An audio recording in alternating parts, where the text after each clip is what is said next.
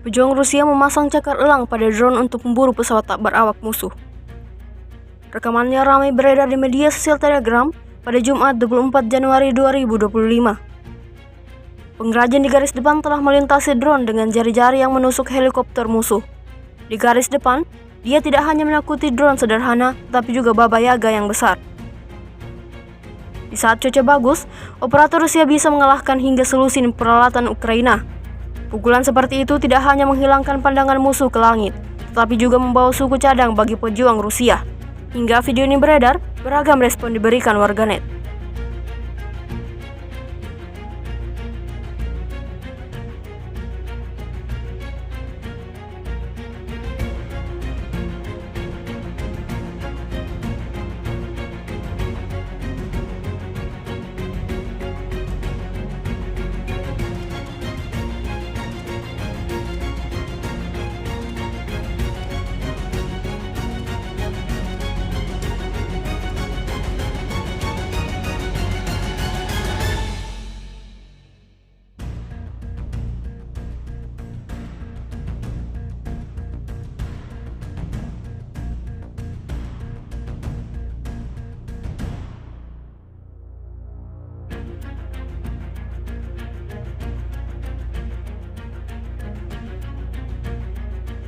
Download Tribun X sekarang, menghadirkan lokal menjadi Indonesia.